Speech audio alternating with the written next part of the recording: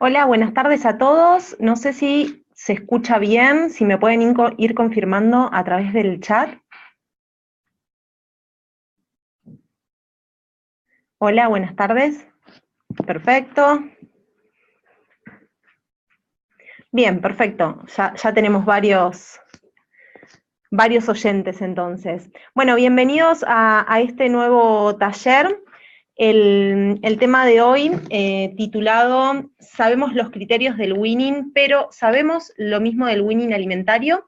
Es un tema creo que muchas veces no escuchamos a menudo de esta temática acerca de nuestros pacientes críticos, así que bueno, esperamos que sea provechoso. Por supuesto, todas las consultas, lo que nos quieran ir preguntando, lo pueden ir haciendo en el chat y iremos tratando de responder rápidamente a medida que vamos dando la charla. Mi nombre es Mirta Antonini, soy licenciada en nutrición y estoy junto a Alejandra Falduti, licenciada en kinesiología, y vamos a dar entonces comienzo a esta charla.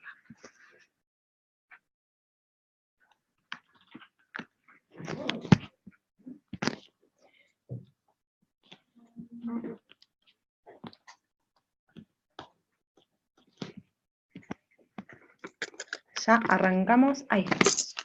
Bien, vamos a dar comienzo a través de algunas afirmaciones, que muchas de ellas por ahí nos resultan alarmantes, ya que no es un tema, como mencionaba en un principio, que estemos acostumbrados a escuchar en muchas conferencias o tratar a menudo. Por lo tanto, vamos a empezar con las siguientes afirmaciones. La disfagia post-extubación es común en pacientes críticos aún sin preexistencia de enfermedad neuromuscular.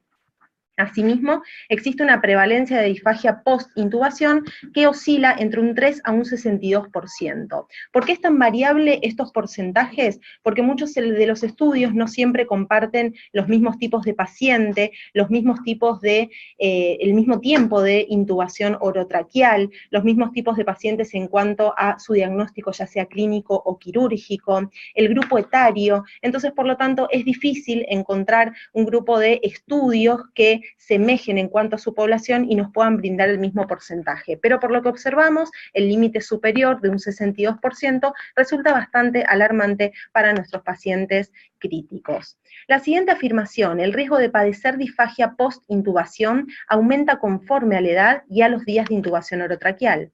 La evaluación bedside no es la más precisa porque puede llegar a haber aspiraciones silentes. Con respecto a esto, seguramente Alejandra después nos va a detallar muchísimo esta área de diagnóstico. Muchas veces es la evaluación con la que contamos y la que utilizamos. Sin embargo, en algunos lugares, quizás en algunos centros, ni siquiera se accede a este tipo de evaluación. Por lo tanto, luego iremos viendo cuál es la mejor, pero siempre la necesidad, digamos, de evaluar a nuestros pacientes luego de ser extubados. No existen protocolos universales en cuanto al diagnóstico y al manejo, por lo tanto, sí sería interesante que al menos en cada unidad de terapia intensiva se pueda formar un protocolo de acción, tanto en esto como en muchísimos temas que rondan en cuanto a la alimentación. Aumenta la morbimortalidad del paciente en cuanto a lo que es enfermedades principalmente infecciosas como la neumonía, y pueden ser pacientes aún que requieran ser reintubados. Y por último, es subdiagnosticada y conlleva a elevados gastos en salud por sus complicaciones si no se detecta a tiempo. Por supuesto, los costos sanitarios pueden aumentar conforme aumenta la morbimortalidad de nuestros pacientes. ¿Cómo estamos trabajando? Estos son algunos interrogantes que por ahí muchos de nosotros no podamos responder a priori, pero la idea es justamente al terminar el taller tener en cuenta estos comprobantes y tratar de llevarlos a la práctica con alguna respuesta posible.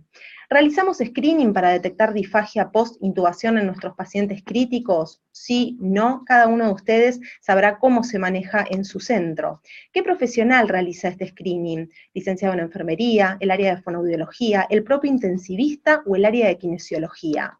O nadie quizás, y como les decía antes, por ahí nos encontramos en una instancia en que no se tiene tan en cuenta, al menos a pacientes que son intubados durante poco tiempo, y sí a los pacientes que llevan mucho tiempo de intubación. ¿En qué pacientes realizamos el screening? Un poquito de la mano con lo que comentaba recién. ¿Qué métodos utilizamos para realizarlo? El test del agua, una evaluación bedside, la videofluoroscopía, o bien una evaluación endoscópica. Y por último, ¿cómo manejamos la disfagia una vez que la diagnosticamos? Si mantenemos la nutrición enteral del paciente, si realizamos modificaciones en la dieta a través de la vía oral, si utilizamos ejercicios posturales y maniobras compensatorias. Bien, para simplemente dar un pantallazo acerca de la fisiología de la deglución, ya que es un tema claramente que se lo voy a dejar a Alejandra, sabemos que es un proceso complejo sensorio-motor que requiere la sincronización y coordinación de más de 30 músculos, dentro de ellos incluyendo la musculatura oral, facial, faríngea, laríngea, respiratoria, esofágica, así como también de 6 pares craneales. Reconocemos que existen 4 etapas en la deglución: la etapa oral preparatoria, la etapa faríngea, la etapa oral, y por último la etapa esofágica. Lo que consideramos que buscamos en nuestra deglución es que sea un proceso eficaz y seguro. ¿A qué nos referimos con estas dos condiciones? En cuanto a la eficacia, si se produce una alteración de la misma, nos encontramos frente a la pérdida de la capacidad del paciente para alimentarse y mantener un nivel óptimo de nutrición e hidratación. Por lo tanto, si el paciente no tiene una deglución eficaz, puede llegar a desnutrirse y deshidratarse. En el caso de la seguridad, cuando sufre una alteración de la seguridad de la deglución, nos encontramos frente a la pérdida de la capacidad de realizar la ingesta sin peligro de que ocurra pasaje del alimento al sistema respiratorio. Por lo tanto, podemos encontrar obstrucción de la vía aérea superior, aspiración y una consecuente neumonía. Por lo tanto, buscamos que la deglución de los pacientes sea tanto eficaz como segura. Si esto no sucede, y como vinimos diciendo en el slide anterior, va a aumentar el tiempo de estancia hospitalaria del paciente, aumenta la morbimortalidad y consecuentemente los costos sanitarios. Bien, los dejo con Alejandra ahora, que nos va a detallar todo un poquito más. Bueno, buenas tardes, y lo que nosotros vamos a hablar ahora es qué hacemos como kinesiólogos o el enfermero, como dijo Mirta, el intensivista, inclusive a veces los fonoaudiólogos, y a veces el propio médico clínico, cuando tiene que enfrentarse a estos pacientes en cuanto a una evaluación clínica, ¿sí? Siempre tenemos que pensar por qué el paciente recibió una vía aérea artificial. Si recibió vía aérea artificial por la propia enfermedad, que lo puede llevar a tener una disfagia orofaringia, o si por la vía aérea artificial el paciente va a tener síntomas de una disfunción deglutoria. Eso es lo primero que tenemos que discernir para poder saber hacia dónde vamos a apuntar la evaluación y si vamos a tener que hacer una evaluación más específica.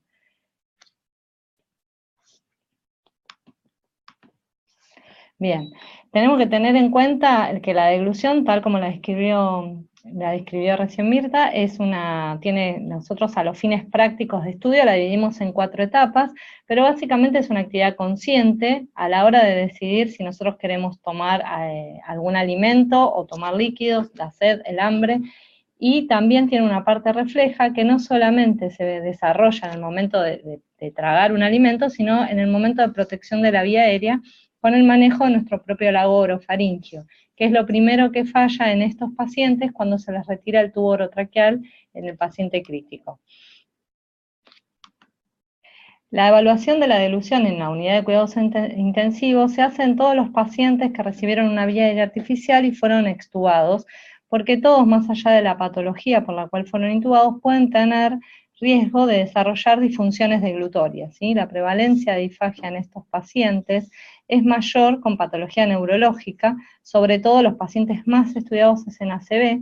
Generalmente los pacientes con ACV o con patología neurológica que requirieron una intubación orotraqueal fueron intubados porque no protegían vía aérea. Entonces son los que tienen más riesgo de desarrollar esta disfunción. Por eso es la variedad de prevalencia que hay de un 3 a un 62%. El mayor impacto del tubo orotraqueal ocurre cuando el tubo está ubicado más de 48 horas. A medida que aumentan los días de intubación, aumenta el impacto que puede provocar sobre la fisiología de la deglución. Y la disfagia post-extubación o esta disfunción puede prevalecer hasta 96 horas si el paciente no tiene ninguna patología que la justifique. Quiere decir que nosotros podemos haber extubado a nuestro paciente y que durante 4 días ese paciente no pueda ingerir alimentos porque tiene una disfunción de la deglución. Y eso es lo que hay que tener en cuenta porque puede asociarse a aspiración silente, es decir, el paciente no tose y podemos tener riesgo de neumonías por aspiración. El tubo en sí, cuando está ubicado, atraviesa todas las estructuras de la encrucijada aerodigestiva, ¿sí? Atraviesa la faringe, porque está apoyado sobre la lengua, atraviesa la zona de la faringe y va a pasar por la glotis, atravesando las cuerdas vocales. Entonces es lo que provoca que haya esta disfunción deglutoria por los fenómenos que ocurren en la faringe y en la laringe mientras está intubado. Los músculos dejan de tener actividad, tanto los faringios, porque dejan de tragar, porque no solamente por el tubo en sí, sino porque los pacientes están sedados, analgesiados, y dejan de tener los mecanismos fisiológicos normales, y se produce una alteración sensitiva por la compresión de los receptores, tanto de la zona faríngea, de donde se va a desencadenar el reflejo deglutorio, como de la zona del vestíbulo laríngeo y de la glotis, en donde se desarrolla la tos. Los dos son reflejos de protección de la vía aérea superior, ¿sí? Y además hay toda una zona que se inflama y se alteran las mucosas por el apoyo constante del tubo. Por esto es que a mayor cantidad de días, mayor riesgo de tener alguna disfagia luego de la extubación. Tenemos que tener en cuenta que esto lo que mayor provoca es una alteración de todos los receptores mecánicos y químicos localizados en esta mucosa, y además puede provocarse no solamente esta alteración de los receptores, sino, como se ve en la foto de la derecha, que haya una inmovilidad. Esas son las cuerdas vocales que están como despeluchadas por la fricción que tuvo el tubo, puede ser porque el paciente haya estado excitado y el tubo se movía, y se provoca esta situación en donde la glotis no cierra, y debemos esperar a que este paciente, que seguramente está con disfonía, restablezca la voz para tener la seguridad de que si el paciente tiene el mecanismo deglutorio alterado, por lo menos no vaya a aspirarse, porque el cierre glótico lo va a tener presente. También podemos tener riesgos en la etapa oral, luego de la extubación. Como bien dijimos, nosotros a los fines de estudiarla, hablamos de etapa oral preparatoria, que es la que menos afecta, y de la etapa oral, en donde la lengua juega un rol muy importante a la hora de formar el bolo alimenticio y de transportarlo hacia la faringe para provocar el buen reflejo deglutorio. Y lo principal que se ocurre es la alteración somatosensorial de la lengua por el apoyo del tubo, básicamente. Se recupera, lo que se vio es que se recupera en el transcurso de los 14 días por sí solo. Va a depender también de la fuerza muscular que tenga ese paciente, del tiempo que haya estado intubado, y si adquirió debilidad del paciente crítico. Ustedes saben que los pacientes que estuvieron mucho tiempo sedados en la terapia intensiva y inmovilizados tienen altos riesgos de desarrollar debilidad adquirida del paciente crítico, y la musculatura estriada se afecta. Si bien nosotros mencionamos que no se afecta la musculatura inervada por los pares craneales, lo que no se afecta es el par craneal, pero la musculatura de la lengua y de la faringe es estriada y también se debilita. Y esta debilidad de la musculatura lingual prevalece hasta más de 14 días. Lo primero que se recupera es la parte somatosensorial. Me fui para atrás, disculpen. Bueno. A ver un poquito, que me pasé dos, ¿no? No estamos viendo el chat, lo tengo que ver. Esperen un segundito. Ahí está. Bien. ¿Qué tenemos que tener en cuenta, ¿sí? A la hora de evaluar? Básicamente lo que vamos a querer evaluar, en lo que queremos ver en el transcurso de este taller, es en qué momento nosotros empezamos a darle de comer a nuestro paciente, y qué es lo que le vamos a dar de comer, si va a poder hidratarse. Y tenemos que tener en cuenta varias cosas, entre ellas la edad. La edad es lo primero que puede afectar la deglución. En la persona con más edad tiene mayor probabilidad de disfagia con una exposición al estrés, como puede ser una enfermedad crítica. El tiempo que el paciente tuvo la vía aérea artificial, ¿sí? La condición médica que lo llevó a tener esa vía aérea artificial. Los pacientes que tienen una condición neurológica son los que sí o sí deben recibir un screening, una buena evaluación antes de decidir alimentarse. El estado cognitivo de ese paciente y el nivel de conciencia. Tenemos que tener en cuenta que los pacientes que tienen nivel de conciencia alterado no les vamos a dar alimentos. Entonces, ¿qué es lo que nosotros decidimos para la evaluación? Primero vamos a pensar la pregunta qué y cómo evaluar, ¿sí? No todos los centros se evalúan igual, cada uno tiene su método de screening, algunas veces es con el propio alimento, otras veces hacemos una evaluación más formal. Lo que se recomienda es que todos los pacientes neurológicos tengan una evaluación formal, ya sea clínica o con un estudio complementario hoy en día, y los pacientes que no, hay otros test como el test de vaso de agua o el test de viscosidad, en donde podemos definir qué es lo que va a comer el paciente.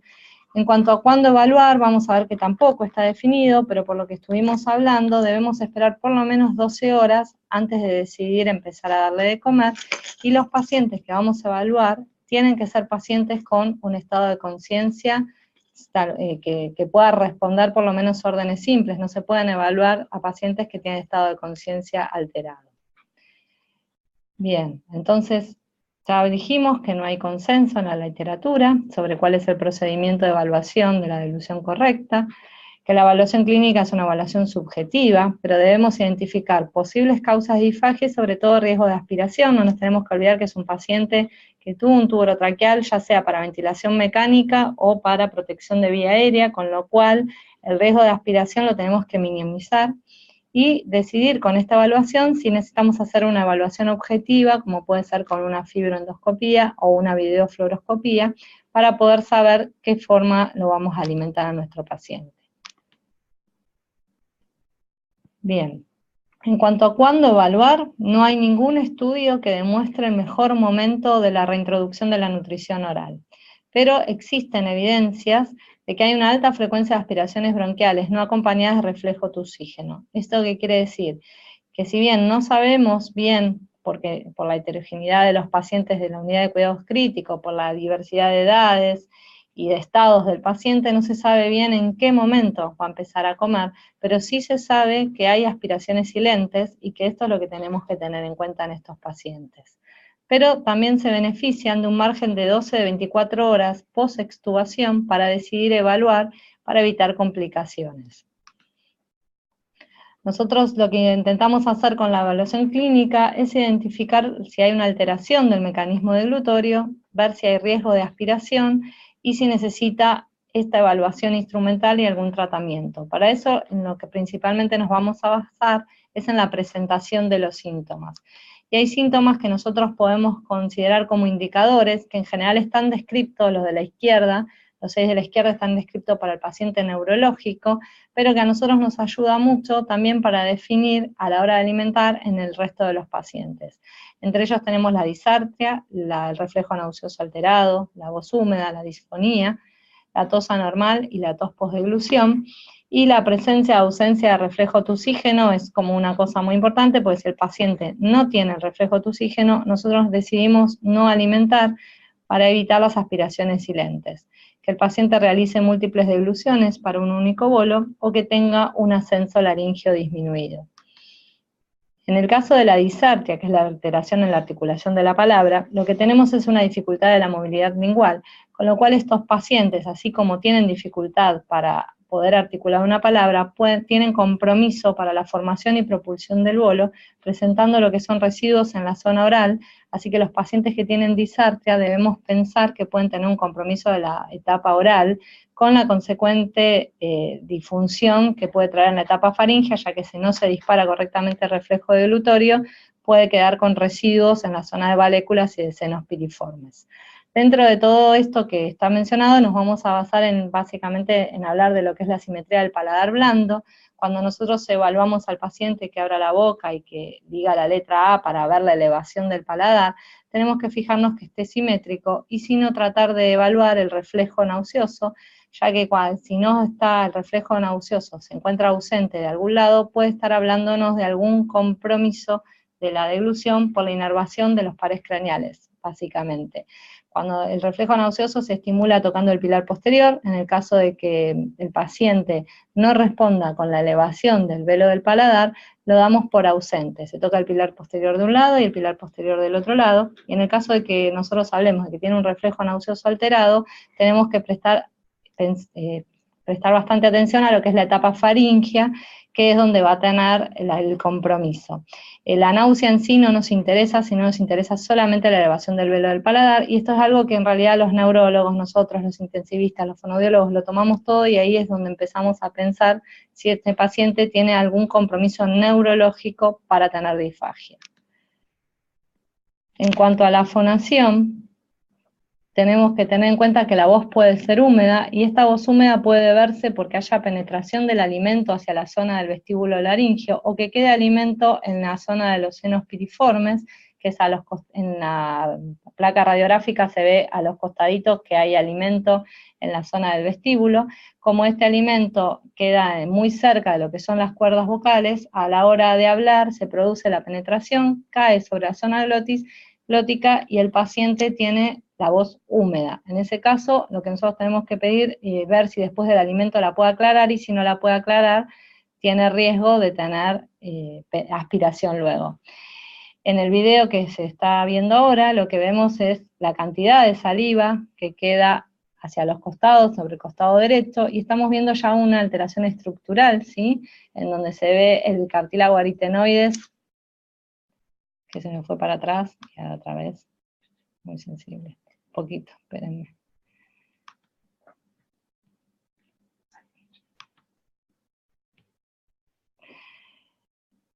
El cartílago aritenoide se encuentra luxado, ¿sí? Entonces es una lesión muy común en las intubaciones traumáticas, entonces el paciente va a tener disfonía. Por eso tenemos que sospechar de los pacientes con disfonía para alimentarlos, porque quedan, así como se ve la saliva que queda de residuo, le puede quedar residuos de comida, y son los pacientes que nosotros por ahí le pedimos más que sean cosas colaciones, porciones chicas, para que el paciente, todo lo que le queda ahí después no se le vaya hacia lo que es la vía aérea. Bien, entonces una de las cosas importantes es que si nosotros encontramos a nuestro paciente que tiene una voz difónica, que además queda húmeda después de comer, y encima cuando en el momento de tragar vemos que la laringe no sube correctamente, lo primero que pensamos es que la deglución la desarrolla tardíamente, y entonces son pacientes que no pueden alimentarse solo con alimentación oral, seguramente va a tener alimentación suplementaria, porque se va a fatigar y además después va a terminar aspirándose.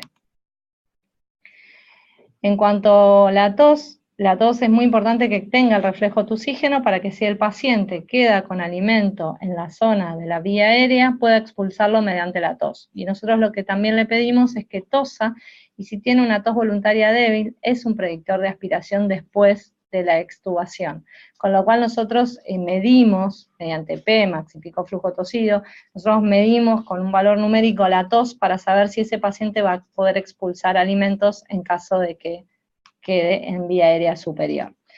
Con lo cual, a la hora de hacer la evaluación clínica, hay muchos métodos de screening, hay igual tablas, MASA, GUS, en donde todas las evaluaciones tienen en cuenta si el paciente tiene disartria, alteración de reflejo nauseoso, alteración de la voz con disfonía voz húmeda, disminución de ascenso laringio y alteración de la tos.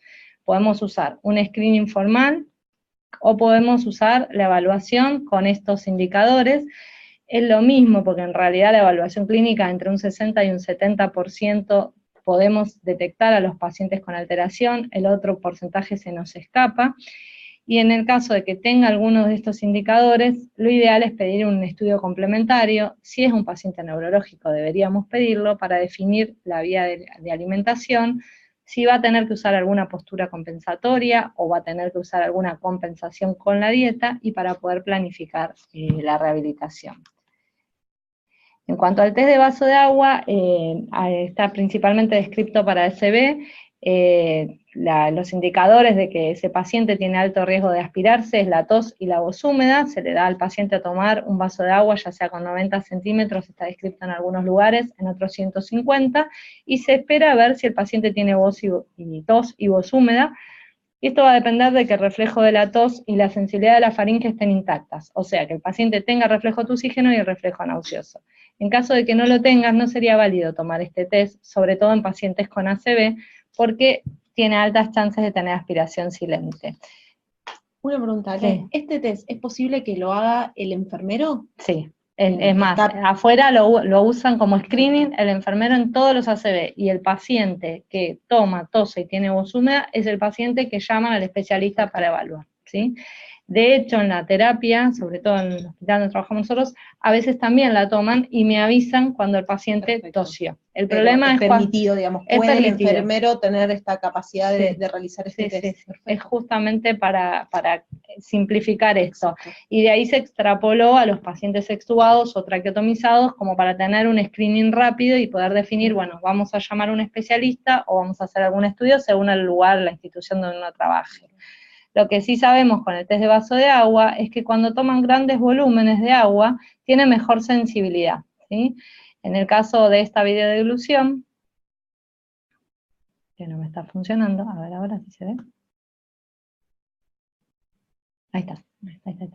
En el caso de esta videodeglución vamos a ver que toma grandes volúmenes de agua, ahora va a empezar, y lo que se ve es cómo el paciente puede manejar ese volumen pasando hacia la zona posterior de la faringe y manteniendo todo el tiempo el cierre de la glotis sin tener ninguna alteración.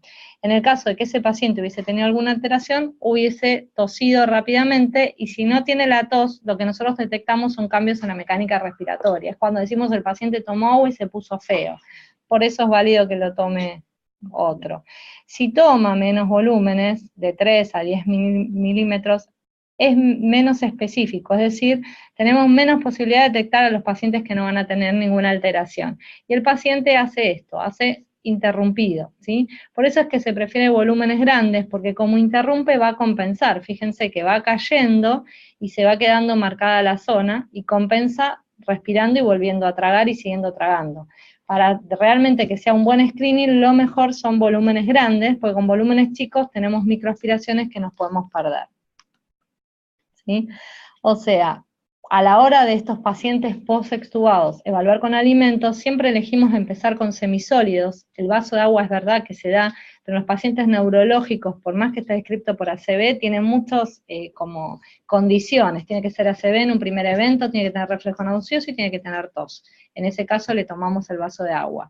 En el caso de los neurológicos, preferimos siempre entonces empezar con semisólidos, alguna colación que exige menos coordinación y que el reflejo, si tiene un aumento de la latencia del disparo del reflejo, no hay problema, lo dispararía igual. Después seguir, puede ser en la misma prueba, con los líquidos, que necesita mayor sincronía, un buen disparo porque es más veloz, y los sólidos ya es un último paso porque involucra todos los movimientos masticatorios y un correcto funcionamiento de todas las válvulas deglutorias. Como conclusión, en los pacientes con disfagia neurógena, la disminución del volumen del bolo y el aumento de la viscosidad van a mejorar la seguridad de la deglución. Con los alimentos viscosos lo que hacemos es aumentar la resistencia al paso del bolo, y entonces aumenta el tiempo de tránsito faríngeo y le da tiempo a todo el sistema de a tener una deglución segura, porque se va a interrumpir la respiración con tiempo. Y en estos pacientes tenemos que tener en cuenta que la prevalencia de penetraciones y aspiraciones es máxima con líquidos claros y disminuye con un aumento de la viscosidad. Entonces, evaluamos la dilución después de 24 horas de extubado, siempre tratamos que sea así. Tenemos que considerar si existe una lesión estructural, como puede ser una laringectomía, en donde no va a tener problemas, porque ya va a estar separado el tracto digestivo del respiratorio, o puede ser una hemilaringectomía o una parálisis de cuerda vocal, que ahí sí tenemos que considerarlo. Puede haber debilidad muscular orofaringea y déficit sensorial una vez que se extuban estos pacientes, que la aspiración silente no se detecta con la evaluación clínica, con lo cual tenemos que tener en cuenta identificar los signos clínicos y poder relacionarlos con el mecanismo deglutorio. Hay falta de consenso y protocolos para el screening y la evaluación de la disfagia orofaringea, pero necesitamos normalizar en la terminología, protocolos y herramientas para la evaluación clínica para poder definir en las distintas poblaciones cómo evaluamos. Estamos en realidad a esta altura y todavía seguimos igual desde el 2013. Y ahora creo que los dejo con Mirta. Bueno, voy a ver si hay alguna pregunta. No, estamos.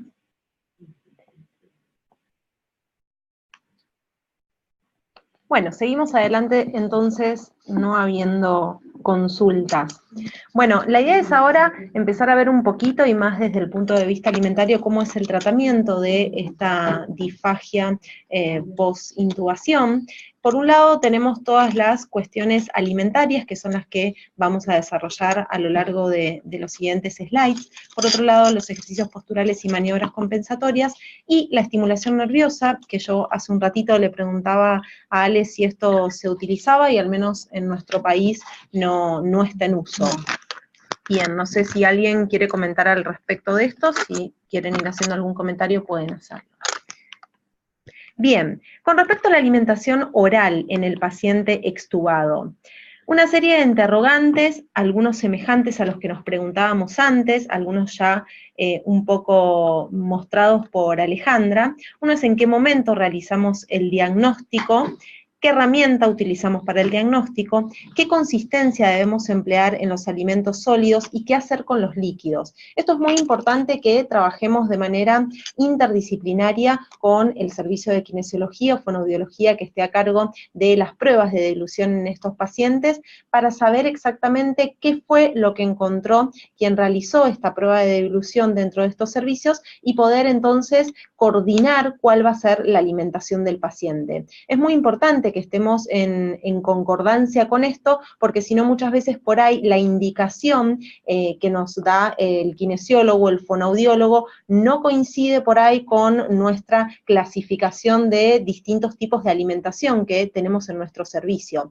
De hecho, nosotros hemos trabajado bastante en eso, hasta coincidir, digamos, y establecer qué tipo de alimentación nos prescriben, inmediatamente hacen la prueba de dilución al paciente, y nosotros entonces saber en qué le tenemos que dar, digamos, a este paciente vía oral, y así sucesivamente, porque no es una vez sola. Y respondiendo al último interrogante, si debemos reevaluar la dilución, en muchos pacientes se vuelve a reevaluar, ya sea porque aquellos que hayan pasado no hayan tenido una prueba positiva en la primera instancia, o bien aquellos que hayan iniciado con una alimentación modificada, con líquidos espesados, y a medida que pasan los días, quizás ya no internado en una sala de terapia intensiva, sino ya en una sala de clínica médica o en una sala de terapia intermedia, es allí en donde se vuelve a reevaluar, y por ahí se puede llegar a progresar la alimentación o no. Por supuesto, hay algunos pacientes que lamentablemente no pueden progresar y mantenemos esa misma instancia.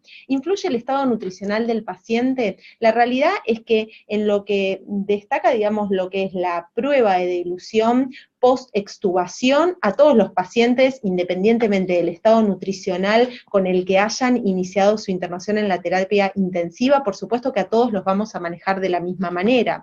Sí, por supuesto, para nosotros va a ser muy importante y diferente aquel paciente que parte con un estado nutricional de depresión, porque nosotros sabemos que es un paciente que tenemos que seguir muchísimo más de cerca. Y luego les voy a ir contando por qué y qué es lo que mayormente encontramos en nuestros pacientes extubados. Tenemos la necesidad de iniciar un soporte nutricional oral. Muchas veces es necesario, junto con la alimentación bioral, con la cual muchas veces no llegamos a cubrir los requerimientos calóricos proteicos de los pacientes, y más aún en los primeros días post-extubación, es necesario tener que utilizar algún suplemento nutricional oral. Y muchas veces es necesario tener que mantener esa nutrición enteral, ya sea de manera continua, porque la ingesta sea muy escasa y por lo tanto no nos cubra un gran porcentaje de las calorías y proteínas que requiere el paciente, o bien de manera cíclica, y es mucho en donde usamos en nuestros pacientes que durante el día puedan utilizar la vía oral para alimentarse y durante la noche mantenerlos con un soporte nutricional enteral. ¿Debemos monitorear la ingesta? Sí, por supuesto, y esto es un tema muy importante que no debemos dejar de lado y debemos estar alertas. No es lo mismo lo que, y esto pasa en cualquier tipo de paciente, no es lo mismo lo que le mandamos al paciente que lo que realmente come. Y muchas veces nos olvidamos de esta parte y no tenemos en cuenta que por ahí al paciente le mandamos un menú alimentario diario que cubre con todos sus requerimientos calóricos y proteicos, y cuando nos damos cuenta el paciente está consumiendo el 50% o cuando quizás está consumiendo menos. Por lo tanto, son pacientes para seguir muy de cerca en el momento de la extubación. Bien, y el último interrogante ya respondido. Continuemos. Estos dos interrogantes son muy importantes desde el punto de vista que nos permiten entrar ahora en todo lo que es el tema alimentación. ¿Cuánto tiempo tardan nuestros pacientes en iniciar la alimentación vía oral post-extubación? Algo nos contaba Alejandra acerca de cuándo se realiza el screening, por supuesto no se realiza de forma inmediata, depende de cada paciente, por lo tanto tenemos que ir viendo nosotros cuánto tiempo realmente van a tardar nuestros pacientes en iniciar la vía oral, y qué hacer en el mientras tanto. Ese va a ser nuestro desafío en estos pacientes.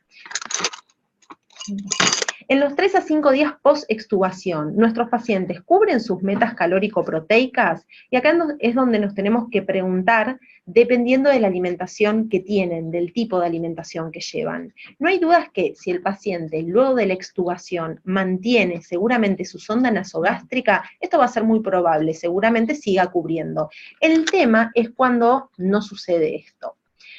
El siguiente estudio muestra la incidencia y el impacto de la disfagia en pacientes con prolongado tiempo de intubación orotraqueal después de una cirugía cardíaca. Se analizaron 254 pacientes postquirúrgicos cardíacos, encontraron una incidencia de disfagia post-intubación del 51%, muy semejante a lo que veíamos anteriormente en este rango de prevalencia, y eran pacientes que habían estado intubados durante 48 horas o más. Encontraron como factores de riesgo para la disfagia los días de intubación, el stroke y la sepsis. Y evaluaron cuánto tiempo tardaban los pacientes en retornar a la alimentación vía oral. Lo tuvieron en cuenta de acuerdo a dos variables, si tenían o no disfagia post-extubación y en cuanto a las horas de intubación orotraqueal. Como observamos en el gráfico de la izquierda, si puedo señalar, sí. Como observamos en este gráfico, lo que vemos es que los pacientes que no tenían disfagia, aproximadamente a las 72 horas, empezaban ya respondiendo a cuanto más cercano del cero significa que ya tenían puramente alimentación oral, por lo tanto fue mucho más rápido la llegada a la alimentación oral exclusiva, ya sin un soporte nutricional enteral. Distinto sucedió en los pacientes con disfagia, que más o menos aproximadamente casi a la semana, a los 7 días, empezamos a ver que pueden iniciar esta alimentación vía oral. Asimismo lo notaron con las horas de intubación orotraqueal, diferenciando entre 48 horas en aquellos pacientes que tenían menos horas de intubación orotraqueal, mientras que lo observaron recién a las 168 horas el retorno a la alimentación oral en aquellos pacientes con más cantidad de días intubados. Por lo tanto, concluyen que el tiempo de intubación y la disfagia per se en el paciente diagnosticada post-intubación son factores independientes de retraso en la ingesta vía oral. En estos pacientes el promedio de tiempo para el inicio de la alimentación oral fue de 76 horas post-extubación. Por lo tanto, la duración de la intubación luego y la disfagia prolongan ambos la estadía hospitalaria. Para mejorar esto se sugiere, por supuesto, un soporte nutricional agresivo, una evaluación y un monitoreo de la deglución. Tengo algunas consultas, así que...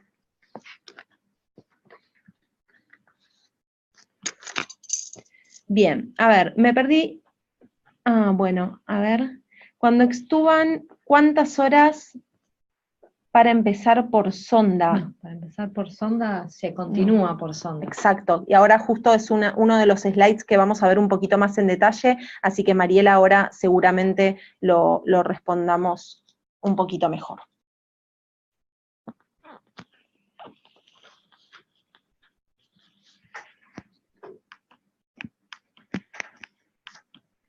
Bien, entonces, aquí y respondiendo un poco a esta consulta que nos realizaban. Normalmente tenemos el paciente intubado, el paciente lo extuban con éxito, nos consultan del servicio de kinesiología o fonoaudiología para algún alimento tipo semisólido, en general en nuestra institución probamos con un FLAM, y prueba entonces la deglución al paciente extubado. Como observamos, todavía es un paciente que si bien están realizando la prueba de deglución, como observamos, tiene aún la sonda nasogástrica colocada. ¿Qué sucede? Inmediatamente esta prueba de deglución es positiva e inmediatamente al paciente lo extubaron. Muchas veces nos pasa que la extubación hace que le saquen esta sonda al paciente. Por lo tanto, ahí está el gran problema, y esto que vos nos preguntabas, Mariela, la realidad es que no deberíamos sacarle el soporte enteral a los pacientes, por todo esto que mencionábamos, porque no sabemos después realmente, aún con esa prueba exitosa de deglución, si el paciente va a comer, y ahora vamos a ver muchísimos factores que inciden en esto, y es ahí en donde tenemos que, como licenciados en nutrición, empezar a ver de qué manera podemos llegar a que este paciente vuelva a cubrir esos requerimientos calóricos proteicos que venía cubriendo por completo con este soporte nutricional enteral. Un comentario. Muchas veces lo que sucede es que la sonda estaba orogástrica y al sacar el tubo no nos queda otra que sacarla, porque soy la responsable de sacarla. Pero son las pocas veces que tenemos orogástrica. Y otras veces cuando es la sonda nasogástrica, el paciente al sacarle el tubo tiene mucha tos y mucha náusea, y en ese momento es cuando empieza por tos o por reflejo nauseoso a correrla, a desprogresarla, y la sacamos por eso, y ahí es donde está el problema. Nosotros cuando lo evaluamos insistimos que aunque empiece a comer, le pongan la sonda, y ahí es donde tenemos las dificultades. Claro, porque después empieza el intensivista y no se la vamos a poner otra vez, porque encima muchas veces lo que sucede es que a lo mejor es un paciente que se logró extubar, que se lo ve mejor, digamos, clínicamente, y se lo deriva a otra sala, entonces ya ni siquiera está en la misma sala de terapia intensiva, entonces por lo tanto a la sala en donde va, y no como de manera invasiva otra vez ponerle una sonda, el paciente ya puede comer vía oral, y después cuando nos empezamos a evaluar lo que realmente el paciente come, y esto que les mencionaba anteriormente con el monitoreo de la ingesta, cuán importante es, por ahí nos damos cuenta que el paciente está comiendo muy poco. Y por supuesto debemos pensar que el paciente no es que sale de esta extubación, pasa a otra sala y empieza a comer sólidos sin ningún tipo de modificación. Seguramente sean pacientes en los que nosotros vayamos progresando la alimentación, independientemente si quien realizó la prueba de deglución encontró o no algo, tan solo por haber sido un paciente que estuvo en la unidad de terapia intensiva, paciente crítico, paciente que estuvo alimentado con soporte enteral, nosotros no vamos de un día para el otro a liberar completamente la consistencia de esa alimentación. Ni hablar, por supuesto, si el kinesiólogo nos informa que realmente debemos modificar la consistencia. Y por supuesto todo lo que es el tema psicológico en los pacientes, que también tenemos que tener en cuenta, y ahora vamos a ver cuáles son todos estos motivos que van a hacer a que el paciente seguramente coma un poco menos. Pero muchas veces nos pasa esto, nos encontramos sin esa sonda, entonces como que va de la mano la extubación con la sonda, entendemos estas instancias que nos comenta Alejandra, que a veces sin quererlo, digamos, y por el propio mecanismo de sacar el tubo, el paciente termina sin la sonda, pero el tema es, bueno, hay que volvérsela a colocar, y sí, muchas veces sí, y hay que insistir en eso, no es un tema de invasión o no al paciente, sino que es un tema que debemos darle al paciente su requerimiento calórico y proteico. Y por lo tanto, hasta que nosotros no nos aseguremos que esto lo podamos hacer, al menos en un 75% por la vía oral, no deberíamos nosotros quitarle el soporte enteral. Había algunas preguntas. A ver. La prueba de vamos hasta arriba. ¿La prueba de dilución se hace? No, siempre los intensivistas insisten mucho en hacerla en el mismo momento, no, por los mecanismos que mencionamos anteriormente, tenga patología neurológica o no, si tuvo más de 48 horas el tubo, hay que esperar un mínimo de 12 horas, yo intento convencerlos de 24 horas, y recién después de 24 horas al paciente se le realiza la evaluación. En general con sonda dicen los médicos, hoy no, recién lo extubamos. Claro, tal cual, aparte de eso, ni siquiera, o sea, aún si sacan la sonda igual todavía no empezamos inmediatamente la vía oral, eso también muchas veces por ahí esperamos, y son horas y muchas veces pasan 2 o 3 días, ahora lo vamos a ver en un estudio que les voy a mostrar luego, en que pasan horas que son súper importantes para el paciente en cuanto al aporte calórico y proteico, porque nosotros veníamos dándole al paciente todo su requerimiento durante los días previos, así que es muy importante estar alertas, y es un trabajo interdisciplinario, como bien mencionaba Alejandra recién, paciente. Quizás por el tema de sacar el tubo, sale la sonda, van, prueban la dilución, por ahí la dilución no da para consistencias muy ampliadas, entonces tenemos que restringir un poco la vía oral, hay que hablar con el intensivista, volver a hablar con el kinesiólogo, digamos, es una patología o una instancia, por así decirlo, porque en realidad es una instancia que se produce en el paciente post-intubación que debemos tratar de manera interdisciplinaria para manejarla de la mejor manera posible. Vamos con otra pregunta. Interesante. Me sucede en el centro donde trabajo, muchas veces cuando lo extuban le sacan la sonda nasogástrica y nunca quieren volvérsela a colocar. Es una negociación constante, exacto, totalmente. Pero tenemos que estar alertas y también, esto que me parece interesante que mencionó Alejandra, saber por qué, porque evidentemente a veces tan solo con sacarle el tubo sin querer se va la sonda y no es un tema del terapista. Generalmente no, ni siquiera el terapista. Nunca queremos sacarle la sonda y creo que el terapista en la mayoría de los lugares tampoco, porque para nosotros, los que estamos en unidad de cuidados críticos, es más fácil que no coma, porque si come hay que dejar entrar un familiar que le dé de comer o el enfermero le tiene que dar de comer. Entonces es una instancia que ocurre, igual cuando nosotros insistimos mucho en que se la vuelvan a poner, es una negociación igual constante. Y también el paciente, que a veces el paciente se ve ya, claro, porque ya se ve un poco destetado de todas estas cosas, ¿no? Y de repente explicarle la importancia, ¿no? De por qué es necesario muchas veces volver a colocársela y utilizar un poco esto de la nutrición cíclica. Dentro de los métodos... me preguntan de método de valoración sobre el método de volumen y viscosidad. Es un método que está en uso, que se usa mucho en España, que en realidad, en cierta forma, yo lo uso con los predictores, ¿sí? No lo uso con el oxímetro de pulso, porque la realidad es que cualquier instancia nos hace bajar la saturación del paciente. Que baje un 20% es muy poquito, entonces yo la saturación no la tengo en cuenta. Si un paciente estuvo con una insuficiencia respiratoria, el solo hablar desatura, así que imagínense comer. Y la prueba colorante, ya vamos a hablar más adelante, que se usa solo en los pacientes traqueotomizados. Que le quieran sacar.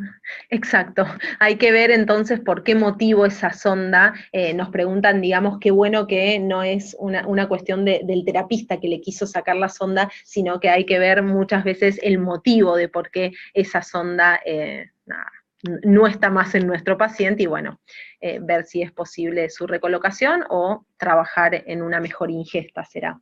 Por lo tanto, justamente, si estamos ante esta situación, debemos volver a ver cuál es el requerimiento calórico y proteico del paciente, y que muchas veces también tener en cuenta que es otro tipo de paciente, el paciente que ya salió del respirador, el paciente que ya está destetado, el paciente está en otra condición clínica, por lo tanto el requerimiento seguramente no sea el mismo requerimiento que calculé al ingreso a la terapia intensiva. Si es un paciente que está por salir a una sala de clínica médica o a una sala de terapia intermedia, saber que posiblemente ese requerimiento pueda aumentarlo, por supuesto siempre y cuando tenga la posibilidad de cubrirlo, y si no, ver qué posibilidades tengo para llegar a ese requerimiento. Por lo tanto, debemos estar muy alertas al porcentaje de ingesta, y esto lo relaciono independientemente si el paciente tiene o no la sonda. Por supuesto, no olvidarnos tampoco de que aunque el paciente esté con una nutrición enteral cíclica, no considerar y no monitorear la ingesta diurna, porque justamente es el momento y de manera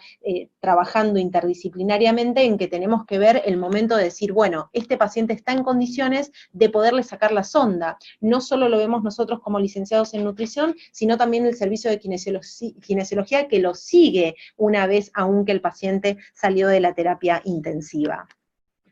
La alimentación podemos tener en estas instancias, como les decía anteriormente, primero considerar una alimentación con modificaciones en cuanto al oral, ya sea líquidos espesados o bien distintas consistencias en los alimentos sólidos, pensar posiblemente en un suplemento nutricional oral y, ¿por qué no? Y como reiterábamos anteriormente, volver a pensar en un soporte enteral. Por lo tanto, son pacientes, y aquí sí es independientemente del estado nutricional. Todos nuestros pacientes deberían, aún post-extubados y aún aunque haya cambiado, digamos, del área crítica a un área de cuidados intermedios, a una sala de clínica médica, tienen que seguir siendo vigilados desde el punto de vista nutricional. Porque porque también lo que sucede es que muchas veces nos encontramos que ya están en una sala o de cuidados intermedios o en una sala de clínica médica y el médico le quiere dar el alta al paciente porque tiene una mejoría clínica, y es ahí en donde tenemos que hacer malabares con, bueno, a ver, ¿tienes pesante, no tienes pesante? ¿Cómo está en la consistencia de las comidas?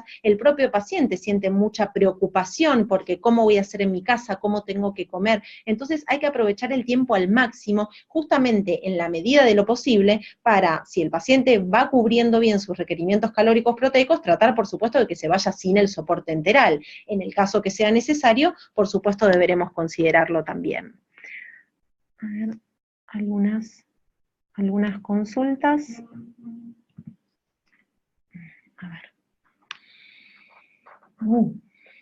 A ver, tenemos algunas consultas un poquito largas, así que vamos a ir leyéndolas. Esta ya la habíamos...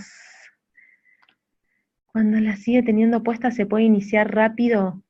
¿Se puede iniciar después de la extubación? Si es la pregunta, sí. Es más, se corta solamente la alimentación al momento de extubar por si se corre la sonda y después la reinician enseguidita. Si el paciente no tiene náuseas, si tiene náuseas se espera a eso, pero enseguida se reinicia.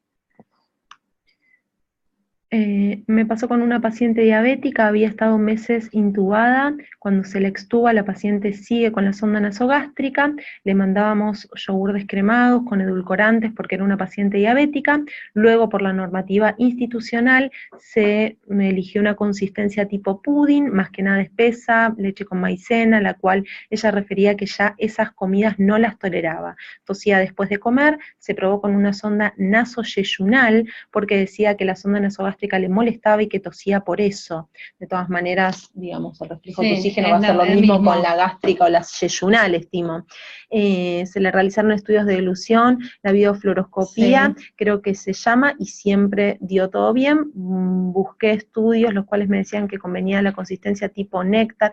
La realidad es que esto es muy evaluable en cada paciente. Eso es muy evaluable en cada paciente, individual. Es muy difícil de contestar esa pregunta, y hay que ver también si lo que no tenía era una traqueostomía, porque un tubo meses no se deja, el tubo más de 14 días no está, lo máximo que está es un mes y medio como mucho, así que es raro. Eso ya es un caso muy específico para poder contestarlo. Bien, este estudio es muy interesante, es uno de los únicos que hay al respecto, y habla justamente de cómo es la adecuación de la ingesta oral en los pacientes críticos una semana después de extubarse. Se evaluaron 50 pacientes, el N es muy chiquito, pero resulta muy interesante lo que muestran, pacientes mayores de 18 años que habían estado intubados por un periodo de 24 horas o más, y que no tenían ningún tipo de soporte, ni enteral ni parenteral, post-extubación. Por lo tanto, son estos pacientes de los cuales mencionábamos, independientemente de saber por qué no tenían más la sonda o no tenían más el soporte, nos quedaba el paciente extubado y teníamos que ver qué hacíamos con esa alimentación oral. Se propusieron como objetivo evaluar la adecuación de la ingesta oral post-extubación. Los requerimientos nutricionales los calcularon de acuerdo al IMC con el que partía el paciente, si era menos de 30, 25 kilocalorías por kilo de peso por día y 1.2 gramos de proteínas por kilo por día, y en pacientes con obesidad, IMC mayor o igual a 30, 11 kilocalorías por kilo de peso por día y 2 gramos de proteínas, tal como los requerimientos que recomiendan las guías ASPEN. Bien, la evaluación de la ingesta se realizó a través de recordatorios de 24 horas y consideraron que si la ingesta bioral era menor al 75% de los requerimientos del paciente, consideraban que la ingesta era inadecuada. Veamos entonces algunas de las características de los pacientes en cuanto al motivo de ingreso. Eran semejantes entre pacientes con motivo de ingreso médico y pacientes con motivo de ingreso quirúrgico, lo mismo en cuanto al género entre masculino y femenino. Con respecto a la evaluación global subjetiva, encontraron un 56% de los pacientes bien nutridos con un grado A, y dentro de los pacientes diagnosticados con grado B y grado C, abarca un 44% restante de los pacientes. Bien, ¿cuáles son las barreras que identificaron para la ingesta oral en los pacientes post-extubados? La falta de apetito, principalmente, ocupando un 38% de las causas, la presencia de náuseas y vómitos, simplemente el no gusto por la comida, digamos, no estaban a gusto con la comida que se les llevaba, la dificultad ya sea en la masticación o en la deglución, y el estado mental cognitivo. Por lo tanto, observamos que las dos primeras causas, la falta de apetito y la presencia de sintomatología, fueron los que abarcaron el mayor porcentaje de causas por las cuales los pacientes no comían después de la extubación la alimentación vía oral. Observemos entonces aquí en este gráfico, y se muestra tanto en el color rojo la ingesta proteica y en el color azul la ingesta calórica. Si nosotros marcamos el 75% como punto de límite para considerar una alimentación oral adecuada, vemos claramente que ni aún al 7º día de post-extubación los pacientes cubren estos requerimientos. De hecho, estamos muy lejos, estamos en un 50% en cuanto al aporte calórico, y en un 31% en cuanto al aporte proteico. ¿Y qué es lo interesante de esto? Que seguramente si hicimos un excelente trabajo y tratamos de negociar mucho, como hacemos muchas veces a diario con todos los profesionales, y optimizamos mucho el soporte nutricional, estos pacientes hacía 7 días atrás estaban recibiendo el 100% de sus requerimientos calórico y proteico, seguramente por un tipo de soporte, no por vía oral. Por lo tanto, estamos en un gran déficit.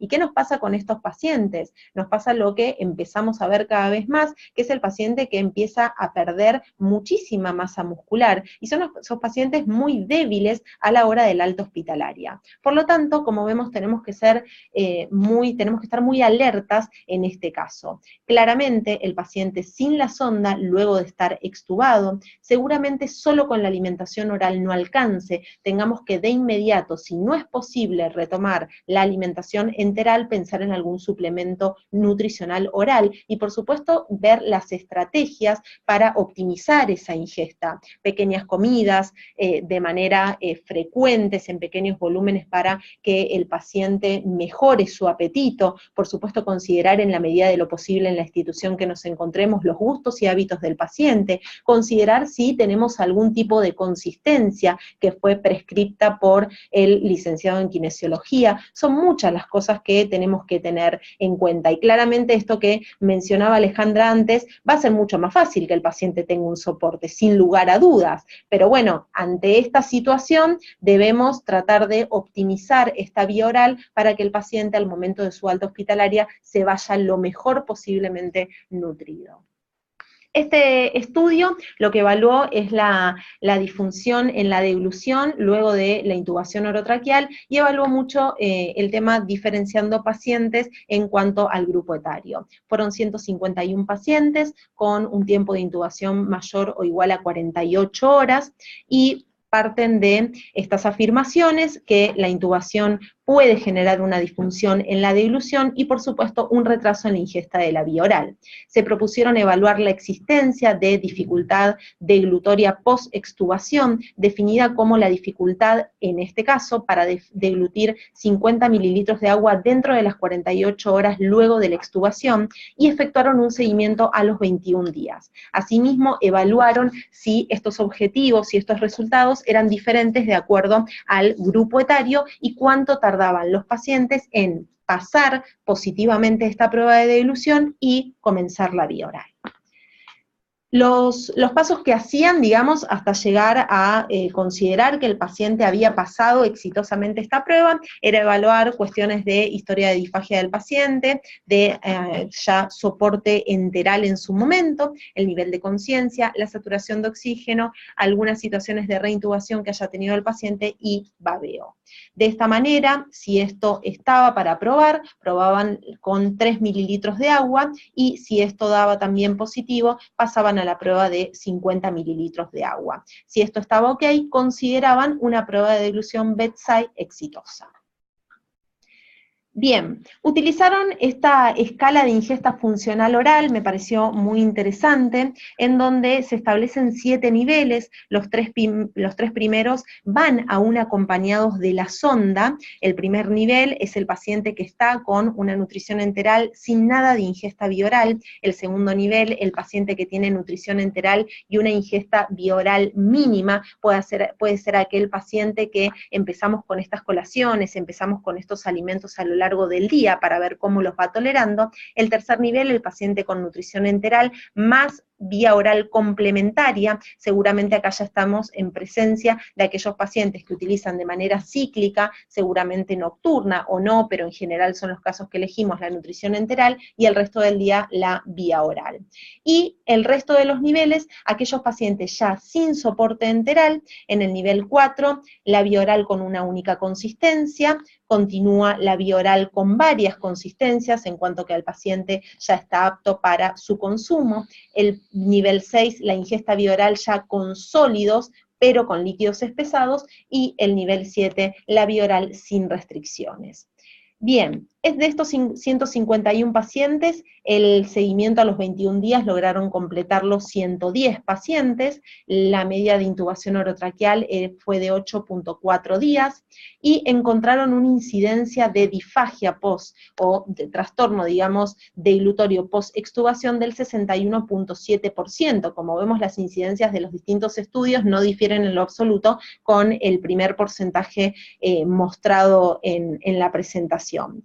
Lo que encontraron es que a los 7 días, a los 14 días y a los 21 días, la cantidad de pacientes que habían pasado de manera exitosa esta prueba era un 30.4%, un 12% y un 10% recién logró pasar de manera exitosa esta prueba de dilución definida como la toma de estos 50 mililitros de agua recién a los 21 días. Ahora, estos 4 primeros días fueron aproximadamente los que tardaron en promedio para esta prueba de dilución exitosa y que tuvieran una vía oral de única consistencia. El problema es que si nos encontramos con un paciente, ya sea accidentalmente o no, que se encuentre sin la sonda luego de la extubación, allí nos encontramos con 4 días ante un paciente que no tuvo ni nutrición enteral ni tampoco vía oral. Por lo tanto, es allí en donde tenemos que estar muy alertas. Muchas veces entre empezar la prueba de dilución, que el paciente la pase de manera exitosa, si ya se salió la sonda, empezamos a pasar horas y por qué no días que el paciente no se está alimentando de manera adecuada. Puedo interrumpir, por eso es que se recomienda que si hay en algún lugar, en el lugar donde trabajamos, alguien que se dedique a evaluar estos pacientes, los evalúe porque pasar la prueba de agua a 50 mililitros es lo más difícil. Ya esos pacientes tienen que tomar líquidos sin tener ningún incidente, como puede ser tos. Entonces por ahí se puede hacer una evaluación de otro tipo, más formal, como para ver si puede algún tipo de consistencia antes. Perfecto.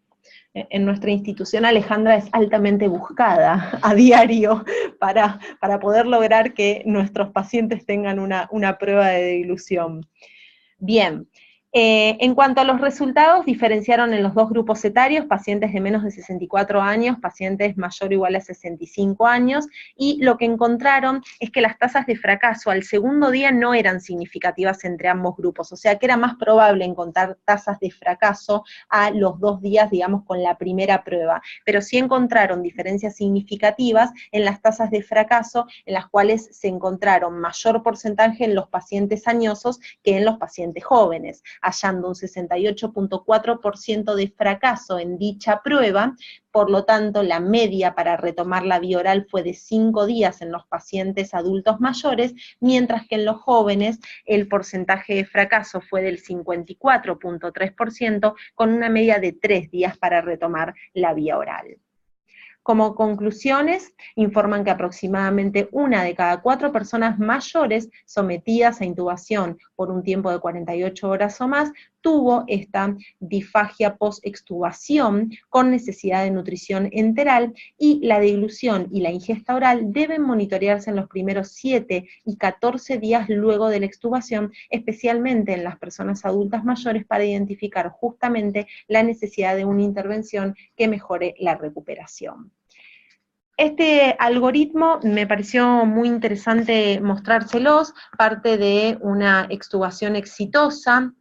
Si podemos pasar a la vía oral, si el paciente está en condiciones de una prueba de deglución, si el paciente pasa esta prueba de deglución de manera exitosa, considerar la adaptación de la alimentación en cuanto a las consistencias, y algo muy importante es que menciona que realmente tengamos en cuenta que el paciente cubra al menos el 75% de sus necesidades nutricionales. En el caso de que este test no sea positivo, el paciente debe continuar con nutrición enteral y volver a reevaluar, y si no, ya pensar en otro tipo de estudios para ver cuál es el inconveniente que puede haber en esa deglución, y en el caso que el paciente, como mencioné anteriormente, no cubra este 75%, recomiendan justamente una nutrición enteral nocturna. Me pareció muy interesante ya que abarca todos los puntos que veníamos conversando, el test, la alimentación bioral,